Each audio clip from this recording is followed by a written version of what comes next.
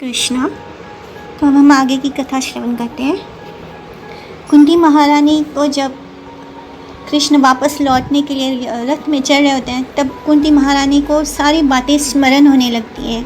उनके पीछे जीवन में जो कुछ भी घटा है और जो भी दुख तकलीफ़ और दर्द उन्होंने झेला था, उस दर्द के समय उन्हें हर पल हर घड़ी ये याद आता है, ये स्मरण होता है कि कृष्ण उनके साथ खड़े थे। तब उन्हें ये पक्का एहसास हो जाता है, यकीन हो जाता है कि कृष्ण उनके भाई के पुत्र नहीं हैं, वो स्वयं भगवान हैं। और आज भगवान हमें छोड़कर द्वारका जा रहे हैं। तब कुंती महारानी ने ये स्तव बोला था, एक स्तुति की थी। इसलिए व्यास जी ने इस स्तुति को भागवत महापुराण में एक ऊंचा स्थान दिया है। तो उस स्तुति का जो पहला श्लोक है, जो कुंती महारानी जी बोलती हैं, कैंटो 1 चैप्टर 8 टेक्स्ट 18 में, नमस्ये पुरुषं त्वद्यं ईश्वरं प्रकृतेः परम आलक्ष्यं सर्वभूतानां अंतर्बहिरवस्थितम्। हे कृष्ण, मैं तुम्हें नमस्कार करती हूँ। तुम आदि पुरुष हो, कंट्रोलर हो, अंदर हो, बाहर हो, भौतिक दुनिया के गुणों से अप्रभावित हो, फिर भी अदृश्य हो। भगवान जी सब जगह है, अंदर है, बाहर है, पर फिर भी हम उनको कहाँ कहाँ ढूंढते हैं। इतना ट्रेन में चढ़कर इतनी सफ़र करके हम कहाँ कहाँ जाते हैं, तीर्थ स्थानों पर जाकर उन्हें ढूंढते हैं, लेकिन भगवान हमारे हृदय में परमात्मा स्वरूप में हर पल मौजूद हैं।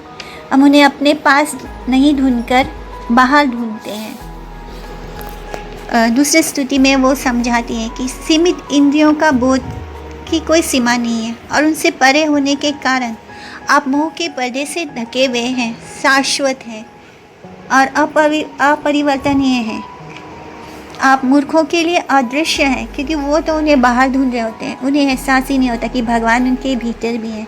ठीक वैसे ही जैसे एक्टर को ड्रामा में पहचानना मुश्किल होता है, आप स्वयं भक्ति का प्रचार करने के लिए अवतार लेते हैं उन प्योर भक्तों के हृदय में, जो आत्मा और पदार्थ का ज्ञान को पाकर पूरी तरह शुद्ध हो चुके हैं। इसलिए मेरे जैसे एक स्त्री को आपको समझना बहुत मुश्किल है।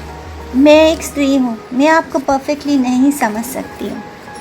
इसलिए मैं भगवान, जो वासुदेव के पुत्र हैं, देवकी और नंद बाबा के पुत्र हैं, और जो वृंदावन के ग्वालों, गायों और इंद्रियों के प्राण और जीवन देने वाले हैं, मैं ऐसे भगवान को प्रणाम करती हूँ।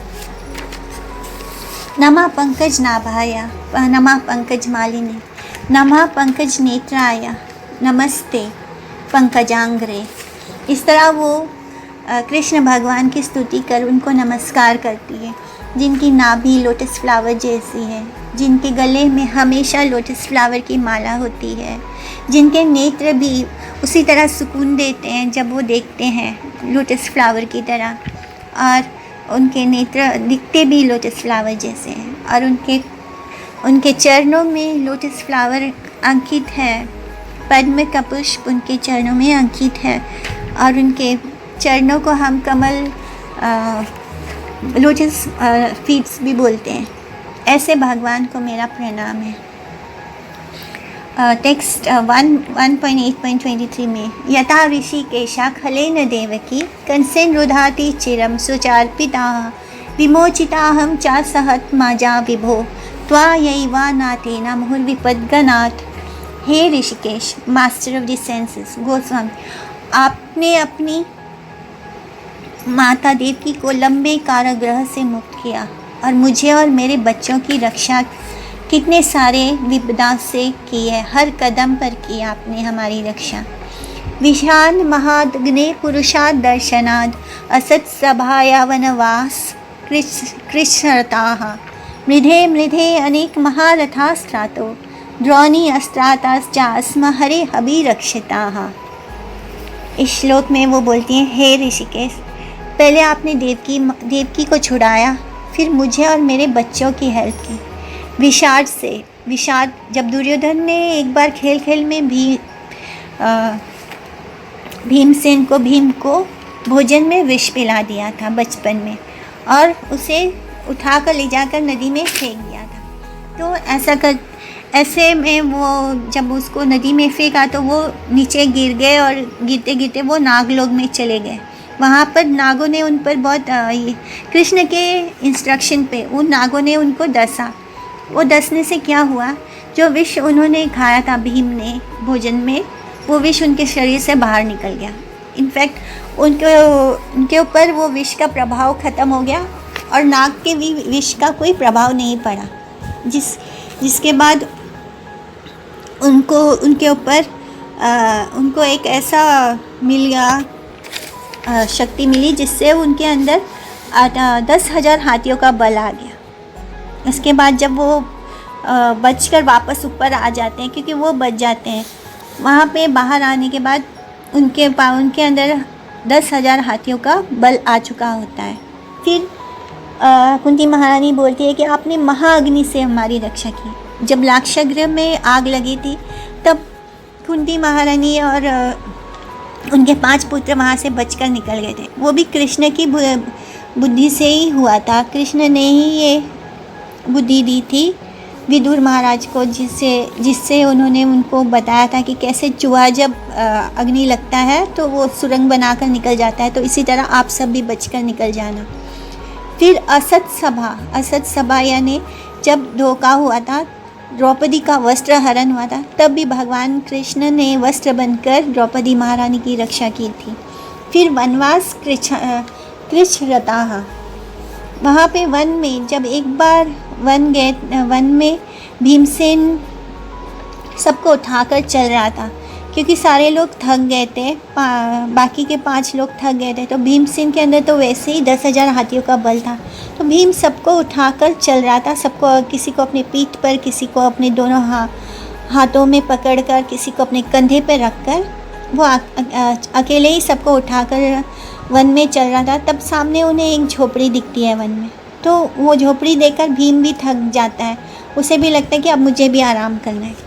तो जो नॉर्मल सिचुएशन होता है उसमें भीम हमेशा रात के समय जागकर पहरा देता था, लेकिन इस बार भीम भी इतना थक गया था कि वो भी सबके साथ सो जाता है रात को। तो रात को अचानक वहाँ पर एक राक्षस आता है, उसको मनुष्य के गंध महसूस होने लगता है, उसे मनुष्य का गंध आने लगता है। तो ऐसा ढूंढते ढूंढते वो झोपड़ी के पास आ जाता है। तब कृष्ण वहाँ अचानक आ जाते हैं। वो देखते हैं कि ये सारे लोग जो मुझ पर ही डिपेंडेंट है, 100% जो मेरे भरोसे पर ही जी रहे हैं, आज वो सारे सो रहे हैं और ये राक्षस उन्हें खा जाएगा। ये सोचकर भगवान वहाँ पर आ जाते हैं और स्वयं आकर उनकी रक्षा करते हैं। इसी तरह भगवान हमारे भीतर परमात्मा के रूप में होते हैं। फिर भी हम मंदिरों में जाकर उनसे मांगते रहते हैं, भगवान हमें ये चाहिए, भगवान हमें वो चाहिए। हमें तो ऐसे लगता है कि बिना मांगे भगवान हमें कुछ देंगे ही नहीं, लेकिन ऐसा नहीं है। अभी हमने इस कथा में देखा कि कृष्ण को किसी ने पुकारा नहीं था, इन 5 ने, लेकिन भगवान जानते हैं कि ये लोग तो बस मेरे ऊपर ही डिपेंडेंट हैं। जब हम भगवान के पास 100% सरेंडर्ड होते हैं, तब भगवान से हमें प्रार्थना नहीं करनी पड़ती कि भगवान हमें ये चाहिए, हमारी रक्षा करो, हमारे लिए ये करो, वो करो। हमें प्रार्थना भी नहीं करनी पड़ती है, भगवान स्वयं आते हैं और हमारी रक्षा करते हैं, क्योंकि भगवान हमारे हृदय में है और वो सब कुछ जानते हैं पहले से ही। उन्हें बुलाना नहीं पड़ता, वो खुद आकर हमारी रक्षा भी करते हैं। तो भगवान ने, कृष्ण ने सारी रात उस झोपड़ी के बाहर बैठकर तलवार हाथ में लेकर पहरा दिया, और जब सुबह उठकर वो सारे पांडव बाहर आकर देखते हैं तो वो समझ जाते हैं यहाँ पर कोई राक्षस आया था, क्योंकि घर के बाहर सब कुछ तहस नहस हुआ होता है। उन सबको सदमा सा लग जाता है, वो सोचते हैं आज तो हम मर ही जाते हैं, पता नहीं कैसे बच गए। तब कुंती महारानी को ये वाली घटना भी याद आती है, और तब उन्हें समझ आ जाता है कि उस दिन भी कृष्ण ने हमारी रक्षा की थी। ऐसे ही जब वो कहती है महारथास्त्रातो, जब भी 5 पांडवों का युद्ध किसी महारथी से हुआ, तब कृष्ण ने ही उनको बचाया था।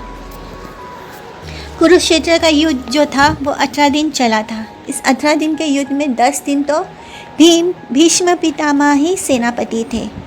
धृतराष्ट्र के कहने पर दुर्योधन ने भीष्म पितामह को सेनापति बनाया। एग्जैक्टली धृतराष्ट्र के कहने पर नहीं किया था, वो तो भीष्म पितामह को सेनापति बनाने के लिए बिल्कुल तैयार नहीं थे। तब शकुनी ने उनको बोला कि भीष्म पितामह के पास इच्छा मृत्यु का वरदान है, और जब तक हमारा सेनापति जिंदा है युद्ध चलता रहेगा और हम युद्ध नहीं हारेंगे। जब ये ज्ञान उन्होंने दुर्योधन को दिया, तब दुर्योधन ने